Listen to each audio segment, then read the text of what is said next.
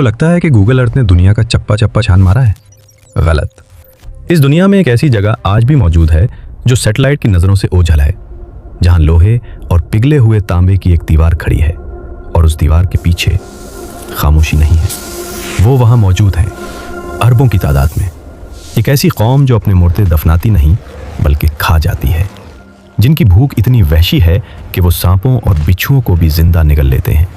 तारीख की किताबें कहती हैं कि वो इंसान हैं, लेकिन उनके चेहरे ढाल जैसे चपटे हैं, और कुछ रिवायात के मुताबिक उनके कान इतने बड़े हैं कि वो उन्हें कंबल की तरह ओढ़ कर सोते हैं।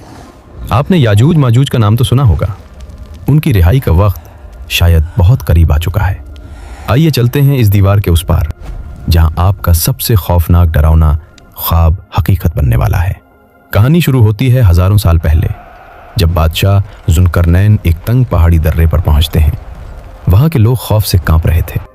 पहाड़ों के पीछे से एक वहशी कौम आती थी जो उनकी फसलें खा जाती और उन्हें मार डालती।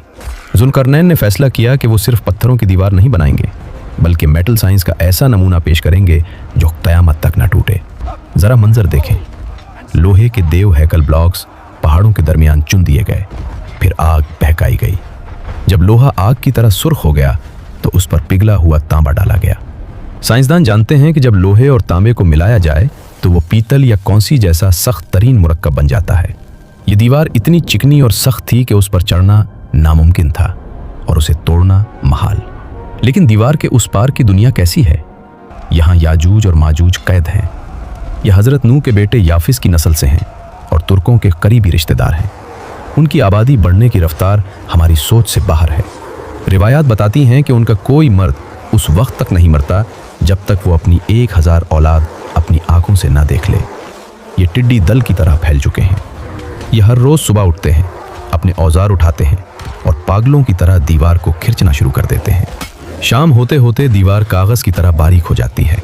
दूसरी तरफ से सूरज की करनें नजर आने लगती हैं। आज़ादी सिर्फ 1 इंच दूर रह जाती है। उनका निगरान खुश होकर कहता है, बस बाकी कल तोड़ेंगे। लेकिन अगली सुबह दीवार फिर से जुड़ी हुई मिलती है, इतनी ही मोटी, इतनी ही सख्त। हज़ारों सालों से ये मायूसी उनका मुकद्दर है। वक्त का पहिया घूमता है। नबी करीम सल्लल्लाहु अलैहि वसल्लम के दौर में उस दीवार में पहला शिगाफ पड़ा। आप सल्लल्लाहु अलैहि वसल्लम ने फरमाया था, हलाकत है अरब के लिए उस शर से जो करीब आ लगा। फिर ज़माना आखिर आता है। दज्जाल कत्ल हो चुका है। हज़रत ईसा अलैहिस्सलाम दुनिया में इंसाफ कायम कर चुके हैं। दुनिया पुरसुकून है। लेकिन अचानक अल्लाह की तरफ से हज़रत ईसा को एक हंगामी वही आती है, ए ईसा, अपने साथियों को लेकर फ़ौरन कोहे तूर पर पनाह ले लो, क्योंकि मैंने अपनी ऐसी मखलूक खोल दी है जिससे लड़ने की ताकत किसी इंसान में नहीं, यहाँ तक कि तुम में भी नहीं। इसी लम्हे दीवार के पीछे तारीख बदलने वाली है। याजूज माजूज हस्बे मामूल दीवार खोद रहे हैं। दीवार टूटने के करीब है। सरदार हमेशा की तरह कहने वाला है कि कल तोड़ेंगे, लेकिन आज अल्लाह की रज़ा से उसकी ज़बान से वो लफ्ज़ निकल जाता है। चलो वापस चलते हैं। इंशाअल्लाह अगर अल्लाह ने चाहा तो कल उसे तोड़ देंगे। ये इंशाअल्लाह वो चाबी थी जिसकी कमी थी। अगली सुबह दीवार वैसी ही टूटी हुई मिलती है। एक आखिरी धक्का और धड़ाम, दीवार गिर जाती है। कुरान कहता है, वो हर बुलंदी से फिसलते हुए आएंगे। अब ज़मीन पर जो होगा वो क़यामत से कम नहीं।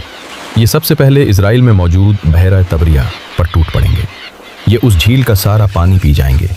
जब उनका आखिरी लश्कर वहाँ पहुँचेगा तो झील सूख चुकी होगी, धूल उड़ रही होगी।